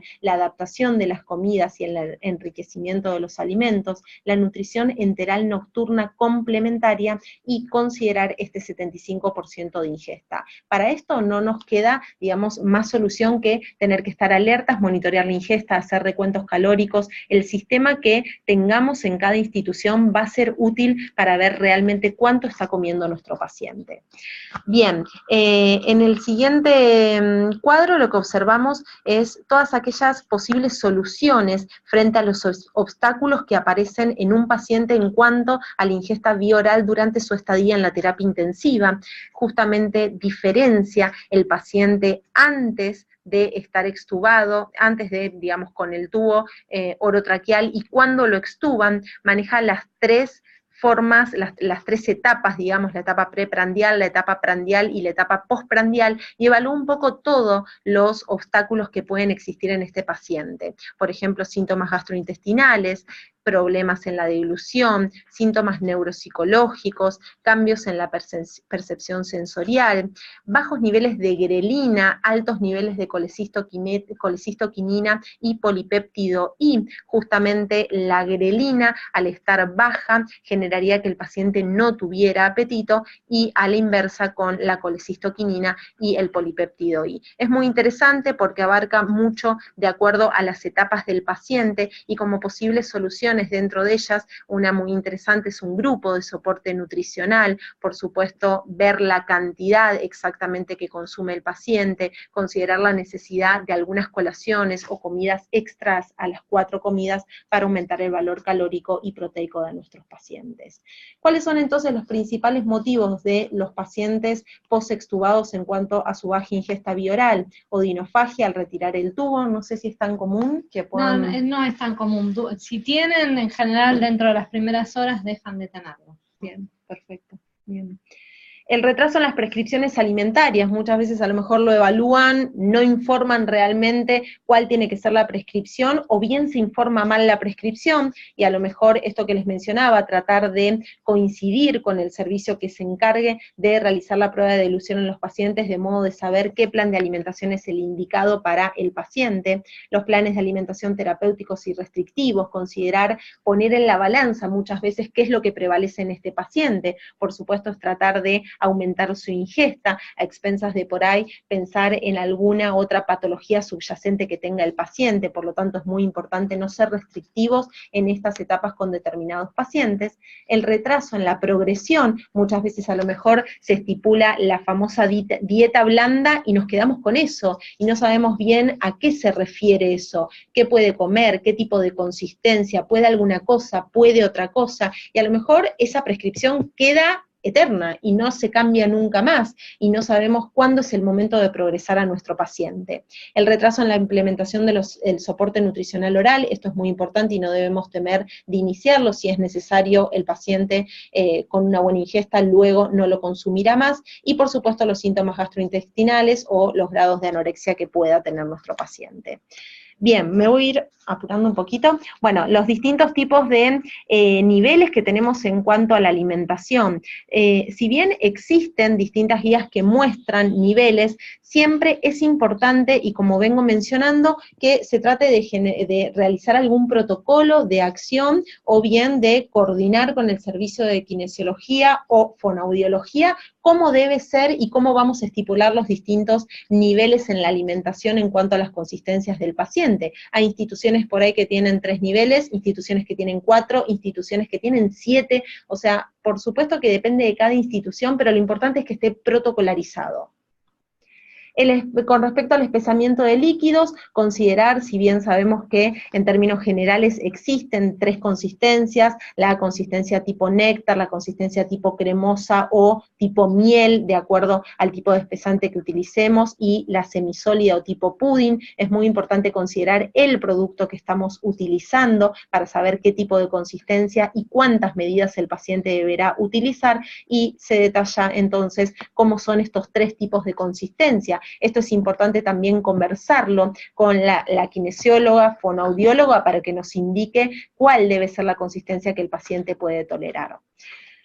Aquí mismo tenemos también esto a nivel, digamos, global, es una iniciativa que se trata de unificar todas las consistencias que hay, pasa en los 3 niveles en líquidos, pasa luego a líquidos finos, líquidos un poco más densos, líquidos espesados, consistencias tipos más bien acuosas o lechosas, y luego pasa a lo que son las distintas consistencias en los alimentos sólidos.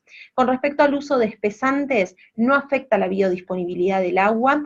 Por lo tanto, si tenemos un vaso de 200 mililitros de agua, si le agregamos espesante, la cantidad de agua va a seguir siendo la misma. Los pacientes que requieren espesante en general, sí es una realidad que tienden a bajar la ingesta de líquidos. Los pacientes incapaces de autoadministrarse los líquidos espesados llevan seguramente a una deshidratación. Aquí vemos cómo los pacientes disminuyen la ingesta de acuerdo al tipo de espesamiento que requieren en sus líquidos, ¿sí? Por supuesto, si son pacientes que requieren espesar mucho los líquidos, la realidad es que cuesta mucho su consumo, más aún si son adultos mayores, más aún si no tienen compañía, por lo tanto son muchos los factores que tenemos que tener en cuenta.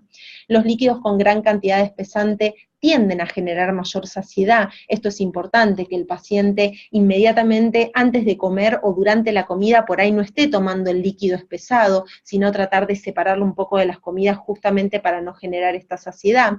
Suprimen parcialmente el sabor de los líquidos generando menor adherencia, y esto es una realidad. Muchas veces tratamos de buscar la forma o el líquido que al paciente le guste más para espesarlo y ver si tiene un mejor consumo. Por lo tanto, hay que espesar los líquidos a la mínima consistencia que se considere segura para el paciente, y no muchas veces por querer protegerlo, espesarlo mucho más, porque seguramente no favorecemos al tratamiento nutricional del paciente. Antes de dejarla, Ale, vamos a ver que hay algunas preguntitas. Acá informa que tenía una tráqueo la paciente. Nivel 1 incluye las carnes en formas procesadas. Sí, la del National Dysphagia sí, por eso digo que es importante que cada uno establezca su nivel, porque por ahí para nosotros un nivel 1 no establece de ninguna manera alguna carne procesada todavía, sino más bien todo consistencia tipo puré. Existen esos niveles, pero cada uno debería protocolarizar, digamos, los que va a usar en su institución. ¿Se pueden espesar los suplementos hipercalóricos? Se pueden espesar. La realidad es que el suplemento en general tiene una densidad un poquito mayor que la del agua. Por lo tanto, hay pacientes a lo mejor que lo toleran igual, el suplemento líquido, y hay otros pacientes que requieren aún espesarlo. Así que eso dependerá de cada paciente. La consistencia tipo néctar. ¿Qué tipo de alimento sería esto en forma? Sí, estimo que sí, estimo que sí. La consistencia néctar vendría a ser un jugo Hades, perdón la Exacto. marca, pero es eso, y en general se empieza al revés, de más cremoso a más néctar, pero a veces depende, directamente vamos al néctar. Perfecto. Acá también me dan una recomendación útil, es que si agregando el espesante a los suplementos se llega a formar una consistencia grumosa, se puede pasar por alguna mini pimer y de esta manera queda una consistencia más más homogénea. Bueno, la de la néctar ya estamos. Sí. Si tiene vómitos, ¿qué se debe hacer? ¿Cuánto tiempo para reiniciar la sonda? Y en lo médico, ¿qué se hace? En realidad le ponen la sonda a débito, ¿sí? Y cuando deja de tener menos de 150 mililitros de débito, la cierran y ve qué pasa. Si no, se la sigue dejando a débito hasta que baja la cantidad de débito y después se reinicia. Ya está, las preguntas. Bien, ahora vamos a pasar a hablar que venían algunas preguntas en cuanto al paciente traqueotomizado. La traqueostomía es la instalación de la vía aérea artificial en la tráquea cuando el paciente ya tuvo un tubo más de 14 días, pero a veces se hace por alguna obstrucción de vía aérea superior o por alguna cirugía de laringe, se pone directamente la traqueostomía, no necesariamente pasa por el tubo, y lo que pasa con estos pacientes es que no pueden comunicarse, y en algunos casos no siempre tener una deglución efectiva. La deglución se va a afectar también dependiendo de la cantidad de días que tenga la cánula de traqueostomía. Si el paciente previamente tuvo un tubo orotraqueal, seguramente ya empieza a tener algún tipo de disfunción. Como siempre va a depender de la patología, a ver qué tenemos, ahí está, de la patología con la que llegó ese paciente. La prevalencia de la disfagia varía del 50 al 83%, esto va a depender del método de evaluación que se utilizó, por eso es la variabilidad, y también depende de la patología del paciente. Pero casi el 40% de pacientes internados en una unidad crítica que no tienen patología neurológica y requirieron traqueostomía para ventilación mecánica prolongada, presentaron disfagia. Y esto tiene que ver por el tiempo que tiene la traqueostomía ubicada. El paciente no neurológico puede tener disfunción deglutoria asociada a esta traqueostomía y esto va a interferir en la decanulación. En realidad, cuando el paciente está traqueostomizado, quizás nosotros nos enfocamos un poquito más en apurar la decanulación más que en que el paciente se alimenta, y quizás somos más miedosos en darle de comer al paciente con cánula de traqueostomía, porque tenemos miedo de que se aspire y esto después nos prolonga el tiempo de la cánula de traqueostomía. Pero no quiere decir que el paciente traqueotomizado no pueda alimentarse. Se puede evaluar y si el paciente no tiene una deglución segura, el paciente puede alimentarse con la cánula de traqueostomía, inclusive si está en ventilación mecánica. En las pacientes con enfermedades neurológicas esta incidencia de disfagia aumenta, entonces en estos pacientes sí somos mucho más cuidadosos. En sí la traqueostomía afecta, se ubica en la tráquea, toda la zona de la encrucijada aerodigestiva se encuentra por arriba, lo que empieza a afectarse es por el desuso, deja de pasar aire hacia la vía aérea superior. Lo principal que se afecta es el cese de flujo de aire translaríngeo. Entonces, la coordinación entre deglución y respiración es lo que se afecta, y si nosotros tenemos en cuenta que tanto para fonar como para tragar usamos el aire, la musculatura faríngea y la musculatura glótica está siempre con aire, con el trabajo de aire, esto hace que se vaya debilitando más con el tiempo o con el paso de los días. Entonces lo que más se afecta es la sensibilidad laríngea y las presiones que se generan por debajo de la glotis, que esto hace que cuando el paciente tiene esta cánula ubicada no tenga seguridad para la alimentación. El paciente va perdiendo la sensibilidad de esta zona, o sea, si la comida no sigue hacia la faringe por debilidad, por ejemplo, y pase hacia la zona glótica o supraglótica, el paciente pierde el mecanismo de la tos, que es lo que hace que la deglución no sea segura. Más si tenemos en cuenta que estos pacientes reciben medicación que los seda, a veces inclusive que los paraliza, entonces tienen más riesgo de desarrollar esto. Entonces, con la deglución, ¿qué nos pasa en los pacientes traqueotomizados? Lo primero que nos preguntamos es si interfiere en que el paciente pueda comer, y siempre depende de la patología. La patología neurológica, neuromuscular y la debilidad adquirida en lo útil, los pacientes que empiezan a desarrollar debilidad, son los pacientes que seguramente están afectados, no tanto por la traqueostomía en sí, sino por la patología que tienen de base. Y la otra pregunta es si la deglución como un reflejo protector de la vía aérea interfiere en la decanulación, y esto va a depender del tiempo. El paciente deja de tragar su propia saliva y esto nos complica bastante. Me pasé, ¿no? No. Bien, entonces, la evaluación que nosotros hacemos es siempre la misma, la evaluación de la función neuromotora, pero acá es donde recién preguntaban qué pasa con la prueba de azul o la prueba de colorante, y la usamos en primera instancia para evaluar la tolerancia a las secreciones. ¿Qué quiere decir esto? Evaluar si el paciente traga su propia saliva, básicamente. Después recién pasamos a la ingesta oral.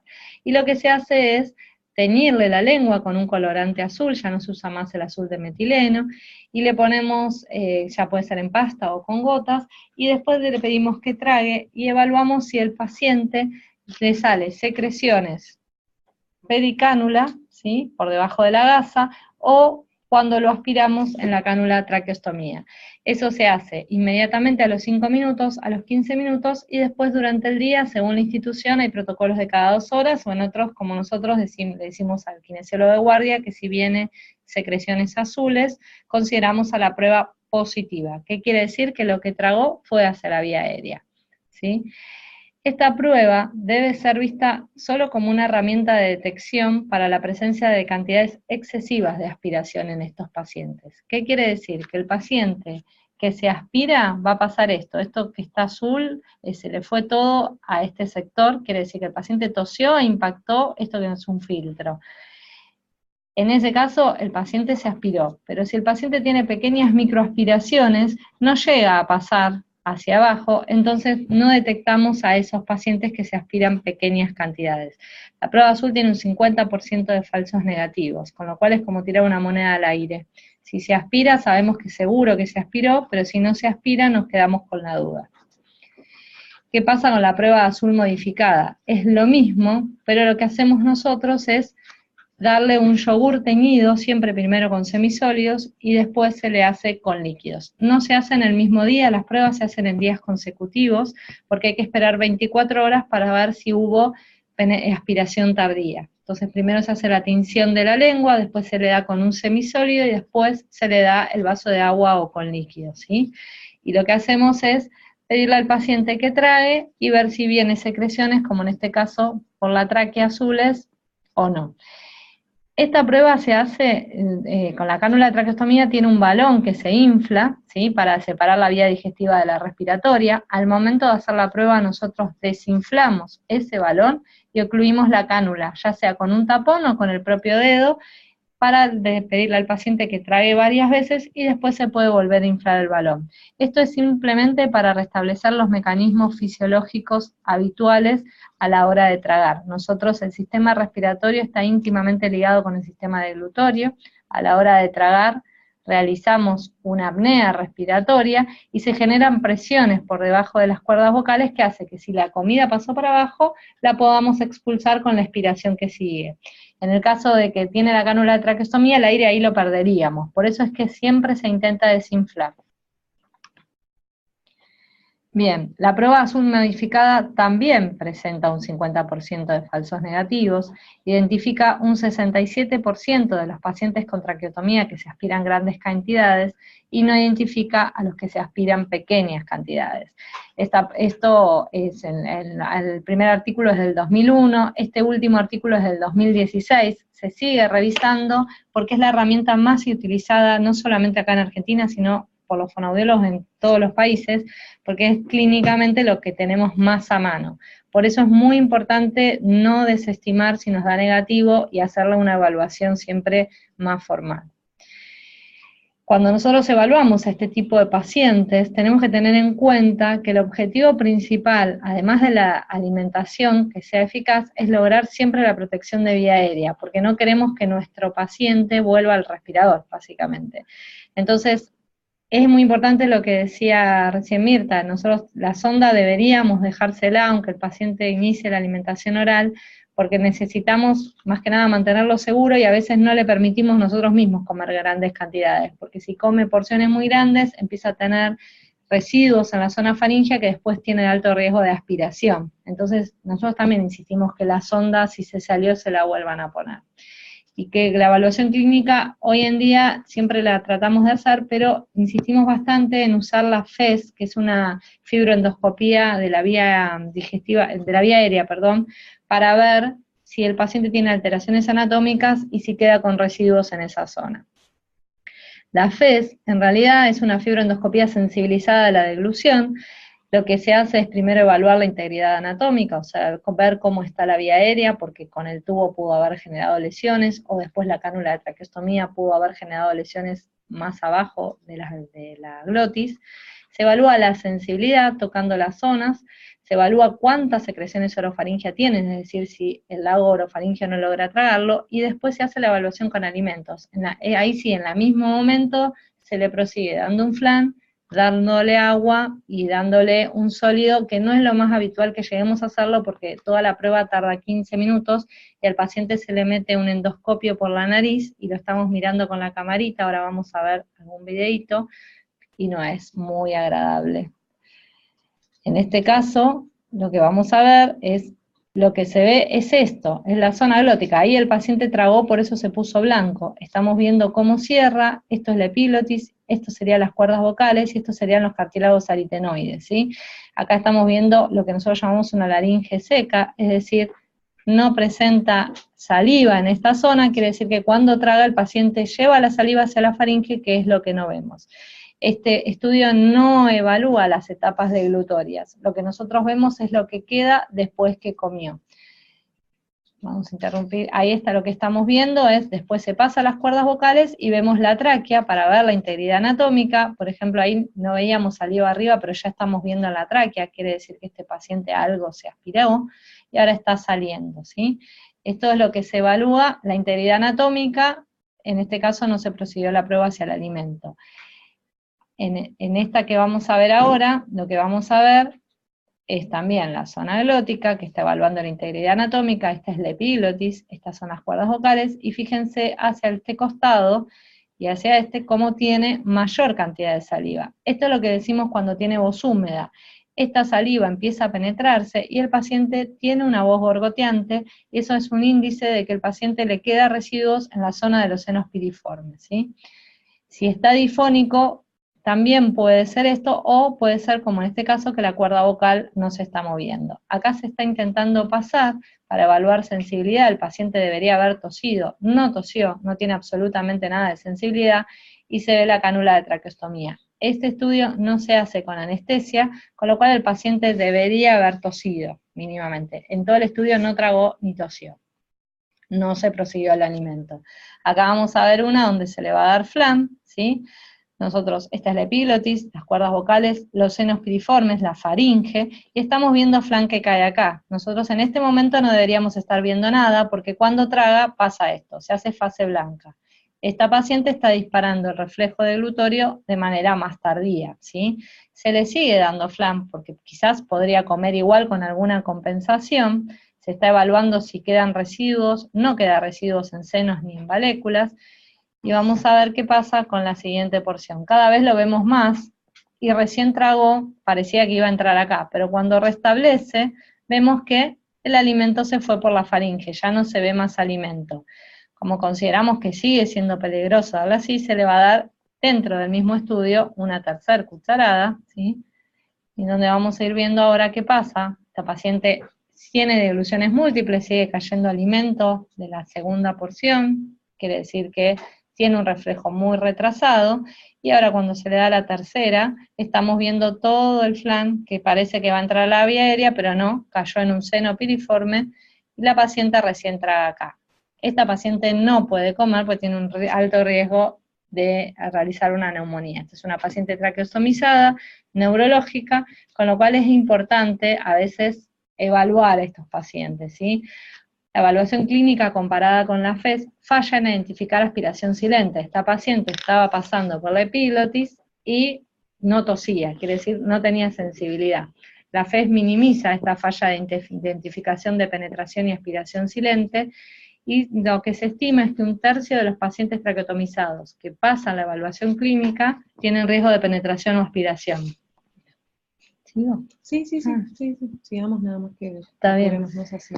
La videodeglución lo que hace es evaluar la biomecánica de la deglución, si detecta alteraciones funcionales de cada etapa deglutoria. Por eso es un estudio que se prefiere, porque nosotros podemos ver la etapa oral, la etapa faringe, la etapa esofágica, y podemos evaluar las técnicas y maniobras compensatorias, como por ejemplo flexionar la cabeza, rotar la cabeza, o darle con espesante, sin espesante, cucharadas más grandes o cucharadas más chicas. Es un estudio que lo que requiere es trasladar al paciente y que tengamos el aparato, que no lo tenemos en todos los lugares, y que el aparato pueda meter una silla de ruedas que a veces no pase, y que el paciente logre estar sentado. O sea, muchas cosas. Por eso es que en la unidad de cuidados críticos se prefiere siempre la FES. La FES evalúa la sensibilidad, que es la que está más comprometida en el paciente que tuvo vía aérea artificial, detecta las penetraciones y aspiraciones silentes, la integridad anatómica, la movilidad laringea y se puede probar la deglución. Pero la videodeglución vemos todas las alteraciones funcionales, se puede hacer la deglución con todos los tipos de alimentos porque nos da más tiempo, vemos penetración y aspiración también, y podemos ver la eficacia del tratamiento y las maniobras compensatorias. Entonces, en todo paciente crítico, haya estado extubado o haya tenido una cánula de traqueostomía, debemos definir la evaluación clínica y si con esta queremos un estudio diagnóstico, si no lo tenemos en nuestra institución y se puede derivar mejor o llamar a alguien que lo venga a hacer, y si no nos quedamos con el screening y afinamos la puntería en la clínica. Si tiene riesgo de padecer disfagia, siempre conviene hacer FES o video, para poder definirle el tipo de dieta y el tratamiento que vamos a seguir, porque son pacientes después se tienen que ir a la casa y ver si va a necesitar algún tipo de suplemento. Bueno, para ir finalizando, hay pocos estudios acerca de la alimentación oral en pacientes traqueotomizados.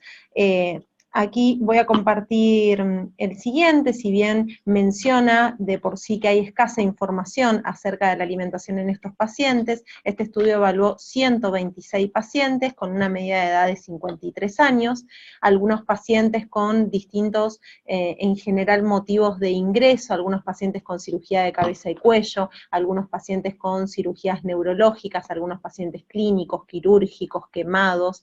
El tiempo de estancia en la unidad de terapia intensiva fue entre 2 a 3 semanas, el tiempo de estancia hospitalaria fue entre 1 a 2 meses, la decanulación fue en una media de 15 días, el inicio de vía oral en una media de 10.5 días, y el fin del soporte nutricional enteral a los 17 días. Lo que encontraron es que el 43% de los pacientes ya retomó su vía oral en la unidad de terapia intensiva. El 86% se decanuló a la alta hospitalaria y se fue con una ingesta bioral. Sin embargo, un 14% no pudo retomar esta vía oral y un 25% al alta tuvo complementariamente que irse con una nutrición enteral por una gastrostomía, porque muchas veces son por ahí pacientes que sabemos que no van a poder volver a comer vía oral, o al menos en el lapso corto de tiempo, y por lo tanto lo ideal, por supuesto, sería una ostomía en caso que el paciente pueda irse de alta con esta intervención. Bien, lo que observan es cómo fue el porcentaje de pacientes que comenzaron la ingesta vía oral y el porcentaje de pacientes que fueron finalizando su alimentación por vía parenteral, dependiendo si utilizaban el balón inflado, el balón desinflado, el sin balón o con la cánula ocluida, o bien ya en pacientes decanulados, que vemos por supuesto que la mayoría de los pacientes ya no tenían nutrición enteral y ya podían muchos de ellos comer alimentación a través de la vía oral. Este algoritmo para el inicio de la alimentación vía oral en pacientes traqueotomizados es muy importante de todas formas, y como comentaba Alejandra, en cada institución ver cómo es el manejo y si es necesario protocolarizar esto en cada centro en el que nos encontremos. Por lo tanto, y para ir finalizando, debemos tener en cuenta que nuestro paciente crítico en la unidad de terapia intensiva posiblemente es un paciente que requiera de intubación orotraqueal, posiblemente es un paciente que tenga un soporte nutricional de tipo enteral, es un paciente que van a extubar, o bien que de acuerdo a los días que tenga que continuar con esta intubación se le va a realizar una traqueotomía. Por lo tanto son pacientes que se van a evaluar mediante un test de deglución, en los cuales tenemos que ver si van a continuar con esa nutrición enteral o bien qué porcentaje van a cubrir por vía oral. Este paciente, cuando pasa a una sala de terapia intermedia o una sala de clínica médica, seguramente nos encuentre frente a un paciente que sigue estando traqueotomizado, y aquí es en donde tenemos que poner todas las pruebas pruebas que nos mencionó Alejandra y seguir evaluando cómo es la ingesta vía oral de este paciente, y por supuesto el momento al alta tenemos que considerar cómo va a ser la alimentación de este paciente para favorecer, por supuesto, su estado nutricional. Por lo tanto, todas las terapéuticas enfocadas en la alimentación de nuestros pacientes van a ir destinadas a mantener un estado nutricional óptimo. Vamos con algunas preguntas, así finalizamos. Acá preguntan si se recomienda algún tipo de ejercitación para las cuerdas vocales o para la fuerza de la zona faríngea. Sí, muchos de estos pacientes, sobre todo los traqueotomizados, los extubados no necesariamente, solo los neurológicos, pero los traqueotomizados todos empiezan con un tipo de rehabilitación antes de comenzar con la ingesta oral. Y había una más acá arriba. No, cuando sale alimento por la tráquea, la razón es si en realidad si es de alimentación enteral es que se corrió la sonda y se aspiró, o sea que el alimento no fue hacia la zona digestiva, y si es que le dimos de comer, es lo mismo, pasa a la vía aérea que al lugar donde no tiene que estar.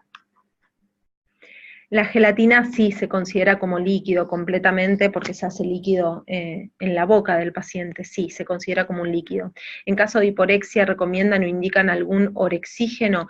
La realidad es que no, en general depende de cada paciente, ¿no? De la situación, de la entidad clínica que padece, si hablamos de pacientes oncológicos, si hablamos de pacientes con una buena calidad, expectativa de vida. Por lo tanto, en general no es lo que solemos utilizar, tratamos de optimizar por cualquier vía, ya sea la vía oral, posteriormente a eso el uso de algún suplemento nutricional oral, o si no, si requerimos, algún soporte enteral complementario a esa vía oral. Al menos no es lo que tenemos, no tenemos experiencias en ese uso. Sirve porque cuando tose la devuelve. El doctor me dijo que la gelatina sirve. No, es lo mismo que darle agua y tose la devuelve. O sea, si tose es porque pasó a la vía aérea y no nos sirve a ninguno porque puede toser y a su vez igual que vaya más abajo. Si se broncoaspira hace la neumonía. La gelatina la consideramos líquida y si el paciente no puede líquidos, no puede gelatina. Y lo otro es si afecta la sonda nasogástrica el resultado de la videodilución. No, la sonda nasogástrica no afecta ningún test de dilución. Bueno, no habiendo más preguntas, esperamos que haya sido provechoso, interesante. Creo que, como mencioné, no hay mucho que se hable sobre este tema, y menos de manera interdisciplinaria, que por supuesto surgen muchas más cuestiones que pueden compartirse, así que agradecemos a todos por haber estado escuchándonos. Mandamos un saludo grande a Tucumán, que sabemos que nos están también escuchando y mirando, y bueno, agradecemos a todos por haber estado presentes. Muchísimas gracias.